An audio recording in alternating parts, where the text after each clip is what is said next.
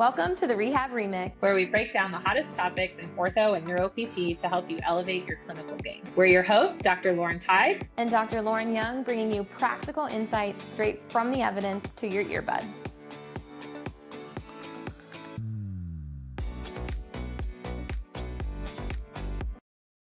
It sounds like you've kind of dabbled in a lot of things. So I want to move the conversation forward and talk about the clinic that you own and maybe some of the research that you're doing currently.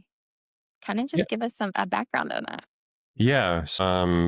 After my residency, my wife and I were talking about, hey, what's the kind of next step here? And we tossed around staying at in Houston for a little bit, but then also kind of tossed around kind of coming back up to Buffalo. We ended up deciding to come back to Buffalo, and I was trying to figure out like, okay, what's the next step for me when I come back? I kind of had a feeling that like I wanted to be able to kind of practice the way that I wanted to, as well as be able to see the people that I wanted to see and kind of make decisions about what I wanted to make decisions on. And so kind of led to starting private practice. So I started that up in like towards the end of the year in 2022. So I'm about 2.5 years into it. Generally, what my day-to-day looks like in terms of who I'm treating, I treat quite a bit of college athletes. I see a lot of the athletes here from Canisius, where I also teach at, as well as I see quite a bit of folks from the community. I'd say generally my practice focuses a lot on knee injuries, whether that's non-surgical or surgical, as well as shoulder and elbow injuries. I see a lot of throwers. I also see a good amount of concussion, and I see some runners too, and some like stress fractures and things of that nature. So I'd say that's pretty much main things that I focused on, at our practice. We generally see a little bit more of that kind of broad spectrum sport-related injury, from, 8 years old to, 70 years old kind of thing, people that want to stay active and people that are, involved in some sort of sport, whether it's recreational or competitive. And so from a more of a research perspective, I did some research in undergrad related to concussion, and then did some during residency related to concussion. So I wanted to continue that. So I was lucky to kind of hop into University of Buffalo's concussion management group with Dr. John Leddy, who developed the Buffalo concussion treadmill test, as well as Dick McPherson, who's a PT and a professor at UB, and Dr. Hayter and Dr. Chiswick. And those are the kind of main researchers in that lab, and been able to hop onto some projects with them and kind of to help kind of expand more of the clinical management side of concussion research. And I think they do a really fantastic job at that. And I've been lucky to kind of hop into some of their projects, and I kind of call it research on easy mode, because they have a lot of people and a lot of staff for that lab. And so it's nice to be able to just kind of hop in here or there and help out with a project. And, when I have time and when I have availability to do so. And it's been really, really nice. How would you advise students who might be interested in getting involved in research? Like how, especially because now there are several different models of DPT education. Like Dr. Young and I both teach in a hybrid program, which presents some limitations from a research perspective. But there are several students out there in a traditional or hybrid program who are very interested in research. How would you suggest they go about getting more involved in research as a student if that's something they're interested in? Yeah, I think probably the easiest way of doing that is if you know of someone in your area that it sounds like they could do cool work, send them an email and ask if you can just shadow them for a day and see a little bit more about what they're doing. A lot of labs are looking for people to help in terms of like either, having a brief, whether it's paid or unpaid research assistant, or someone that can kind of just help out a little bit with a project here or there. There's only so many hours in a day, and sometimes it's very nice to have people kind of help out with projects, students that have an interest in it. So I think as long as you're reaching out from a place of like, genuine curiosity and wanting to learn more about what they do in their work, and trying to see if you can offer them a little bit of time to help out with something as menial as it could be, even if it's just data entry, I think that goes a long way to helping out from people that are doing day in, day out research work. I think sometimes academics can be a little bit cautious or reserved with like having students that like just want to dabble in research because that's their day-to-day life. And I think sometimes the academics can get burned by students that are just like have a brief interest in it and want to do like everything and then kind of leave right after. So I think if you could show up consistently and you come from a place of being humble and you come from a place of like actually wanting to learn and grow, I think most people will be very accepting of that. It's hard. Like I wasn't introduced to research as a student. And then now that I'm out, it's kind of like I don't know where to go. I don't know what to do. So I think if you can find a mentor, just like anything in our profession, that's really helpful. I want to go into, so you opened your clinic in 2022, you had graduated PT school in 2020. Tell me more about like, how did you learn how to deal with insurance, how to do prior auth? What is your model? Is it hybrid? Is it insurance cash? Like what does it look like? Yeah, sure. So that's a great question. And to answer part of that, like how did I learn how to run a practice only being a PT for 2 years? I think that was a big piece of it. Was getting mentorship from people that had been doing it for a while. Like I wouldn't be able to be half of where I am from a business perspective if I didn't have some mentorship. And then to answer your question in terms of like model of what model I use, it's primarily an out-of-network model. So it's a mix of both, kind of billing direct for insurance as well as some more kind of cash pay options. It is somewhat hybrid in terms of, kind of accepting some kind of insurance and having a little bit of some contracts. But generally, yeah, we are mainly out of network. And the reason why we pursued that, was initially when I was opening up, I was trying to look into insurers around the area that were, to try and enter into some contracts. And half of them said, we already have enough PTs in our area. We're not going to take, new PT clinics on for in-network. So that kind of hamstrung me a little bit from that piece from a starting point, as well as like a lot of the people that we are seeing are someone that has had a major surgery and the rehab is going to be 6 months to a year or so. And they go to a clinic or a practice for 3 or 4 months before their insurance cuts them off. Let's say like an ACL reconstruction or a UCL reconstruction or shoulder surgery. And a lot of people are left to try and figure out like, well, okay, what's the next step for me? What's next? And I think that's where we can kind of fill in a little bit of a need to kind of fill that gap a little bit for people. And so if we were in network, like that would kind of limit us from being able to take on those folks as effectively. And so I think that kind of fits somewhat nicely too from that perspective as well. I don't know if I'm cheering, if it's my soapbox, a little bit of both, but you have so much specialized training. You spent an extra year moving from New York to Houston, but you moved across the country to pursue more education. You found opportunities to do research. You learned how to open a business.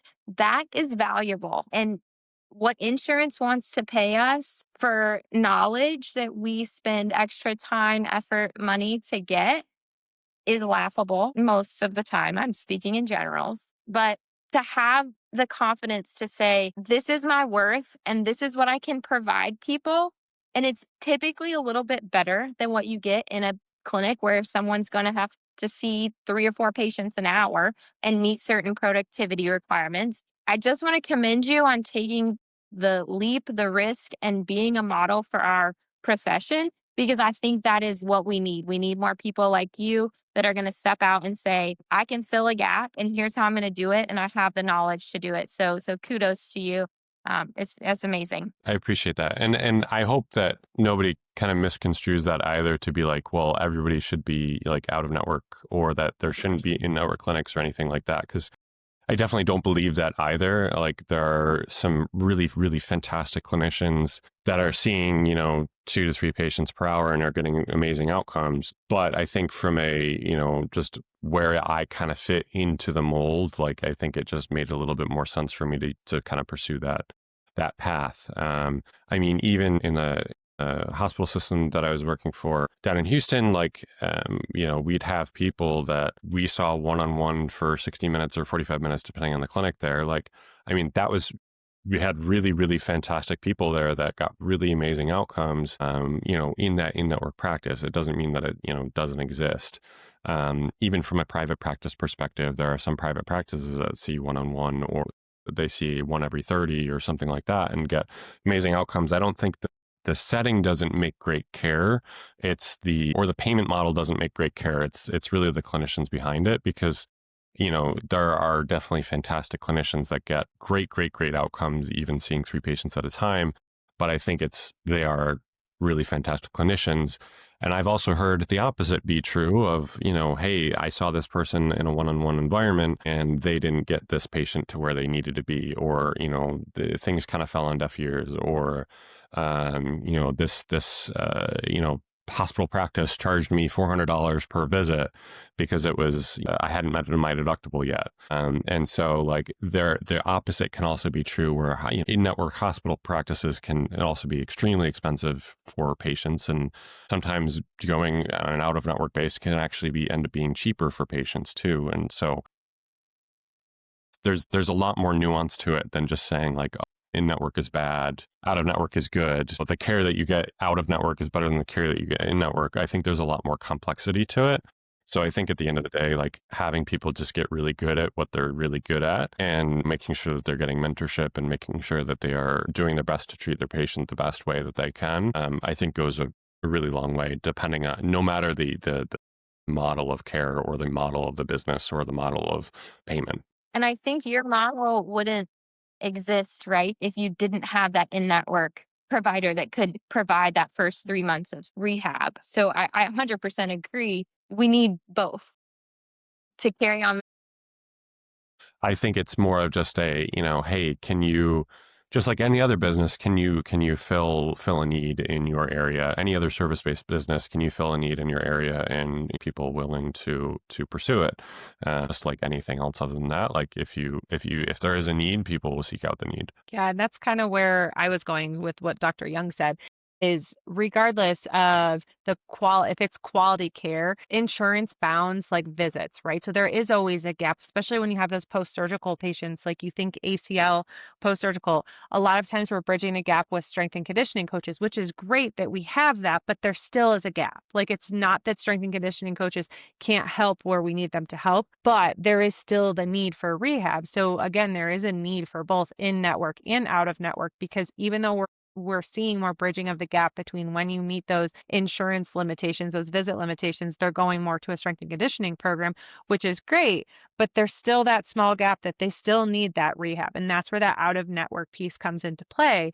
And so to your point, I think, it's so important to have quality clinicians in both settings, because we are seeing an uptake in re-injury risk, which is directly influenced by the lack of outcomes or poor outcomes, or the lack of rehab that they're getting. And I guess the other thing I wanted to ask you, and we've talked about this a lot, and we talk about this on our platforms as well, but how do you approach the conversation of being out of network? Because that seems to be one of the more uncomfortable conversations, if you will, when somebody asks you, why should I come see you versus someone who accepts my insurance? How do you kind of walk through that conversation? Yeah, I think that's a question that I get almost, if not a daily basis, at least a couple times a week. And I think the difference that I kind of try and describe to people is kind of what we were even just talking about before, of like, hey, when you come to see us,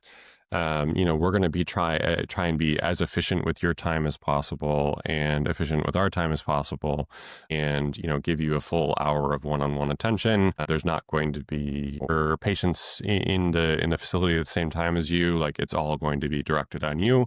For folks that are not like pro surgicals, we try and see them a little bit less frequently too. So usually once a week or once every other week. We try and give people a little bit more kind of a time and attention outside of the clinic as well. Like we'll give people a cell phone number that they can reach out to.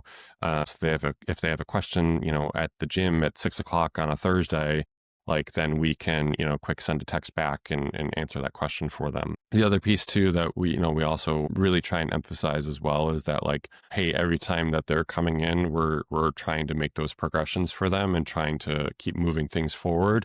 Then we're not going to have them just keep doing the same home exercise program that they got on the first visit over and over and over again when they're coming into clinic. Like we are trying to either problem solve or progress things forward as best as we can. And I think honestly that myself and my coworker Catherine have a little bit more of a quicker trigger for getting someone referred for imaging or getting them referred to physician or surgeon to get a little bit more workup, because, hey, if we're going 4 visits with someone and they're not making progress, let's say 4 weeks, 4 visits, and they're not making progress, then hey, the onus is on us to say, hey, this is not working out the best. Like, we need to figure out what is working, what is going to work. And, I think the folks that we send to are not the types that are going to jump to unnecessary interventional type things and can provide a little bit more diagnostics than we can. Like, we in New York State, we can't order imaging.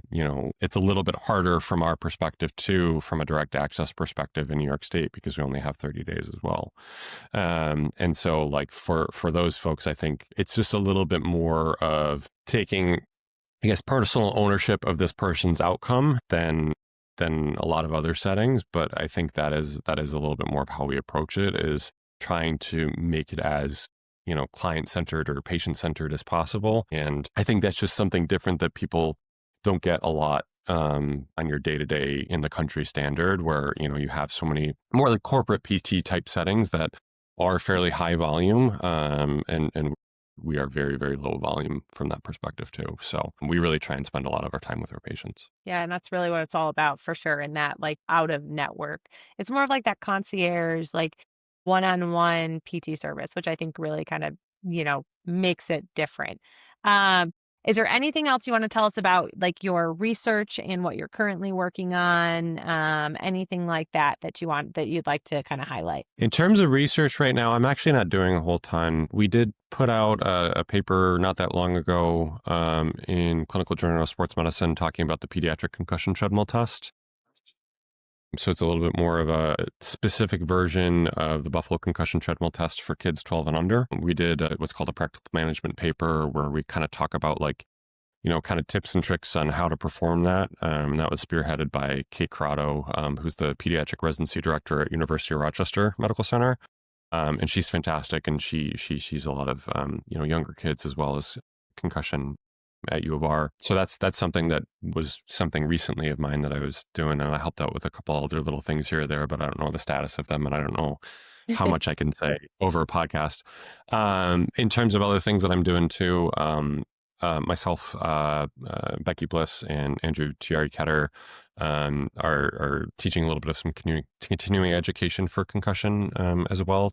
So we have an online course that we developed a part 1 to, and we're in the midst of developing a part 2 that is trying to be like your kind of management foundations for sport-related concussion. And so I think it's just kind of a nice resource, because there's not a whole ton of resources out there for learning more about sport-related concussion. So I think that'll be really nice. And Andrew Tiari-Ketter and Becky Bliss are both extremely bright people and see a ton of concussion and are really, really good at it. So I think that course is really nice, and I had it early on in my career. The other thing Dr. is Peters, where can our listeners find that course? It should be under Becky Bliss's website. So it's called Blissfully in Balance. I think it's just all one word, blissfullyinbalance.com. Otherwise, if you search her name in a Google search, chances are you'll probably find it. And then, other than that, just kind of working on teaching in private practice, and just trying to continue to grow my business a little bit. And we are going to be hiring soon. So if anybody has interests in coming to Buffalo and working for me, I'd be happy to chat with them at any point.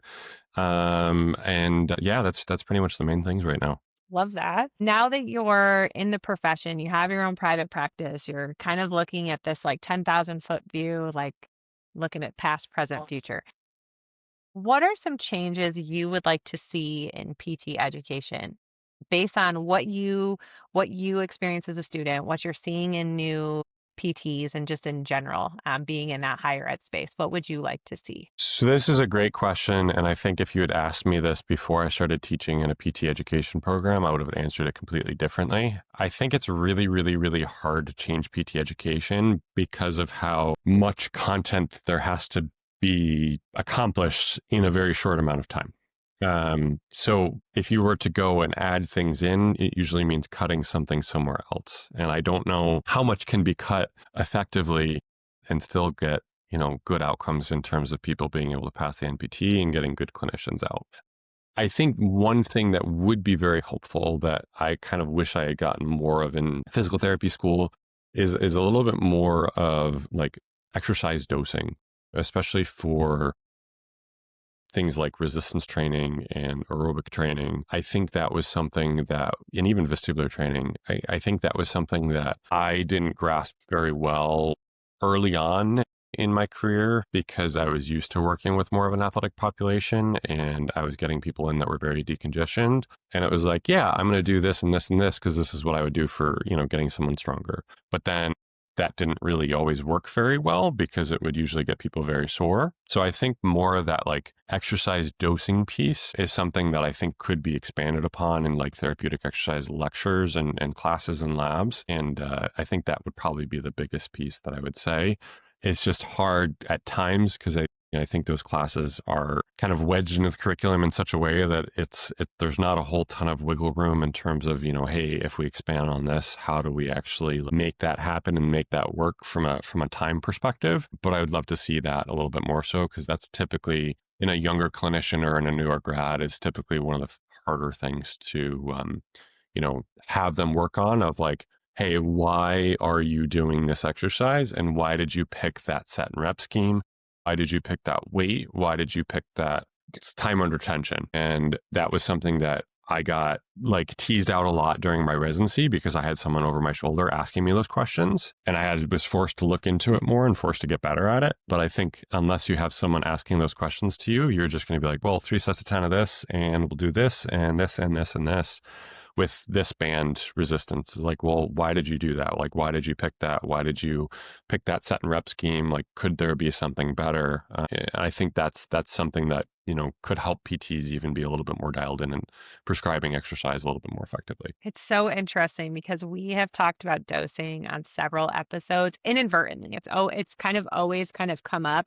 And I think in general in our profession, we are underdosing. If we're not seeking out current research, we're not seeking out further education on it because it is, I think that's something that Dr. Young and I talk about all the time. And I'm pretty sure every guest that we have had on in some way, shape, or form have talked about dosing being the gap. And to your point, it's like, right, why are you doing what you're doing? It's not always 3 sets of 12 or 3 sets of 10. If you want to go for hypertrophy and you want to give me that, sure, but tell me why. Tell me what the intensity is. Tell me what the rest time is. But then when we say strength, then we go to power. It's like all of these things are meshing together and they are all their own entity.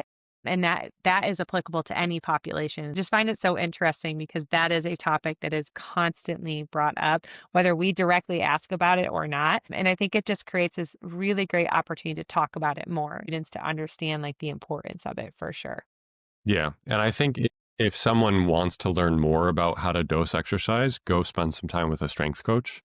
Because chances are those people are going to be very, very good at dosing exercise effectively, granted for a healthy population. But like when you're talking about those, people that are going to, geek out and nerd out about like programming and being very effective in their sets and rep schemes and volumes and, RPEs and rest and reserve, like that's who I learned the most from about those types of things is from either PTs that used to work as a strength coach or strength coaches.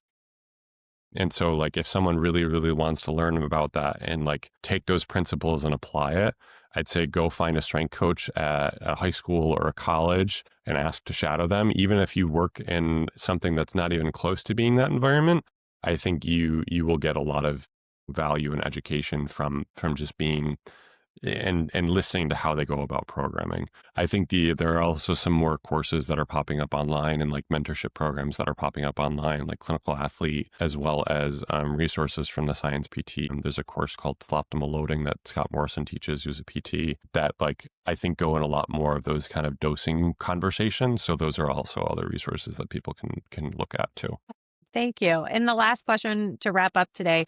What is your personal rehab remix? So a unique habit, hack, or mindset you use maybe every day or frequently as a PT? Yeah, I think the thing that I would probably say is just trying to, like, before I have a patient come in, a lot of times my days are kind of like running around like 13 different things at once and trying to put out a bunch of fires. So like if I am running around like crazy that day and like I have a patient that's about to come in, I just try and take like a quick deep breath and like just kind of reset myself before I have them come in, because I don't want to take my stress or my day into that patient care interaction, because sometimes I will notice myself doing that, and that's probably not the best way to show up for that patient. So I really try and just like take a breath, reset myself, center myself so that I can actually like listen effectively to what's going on.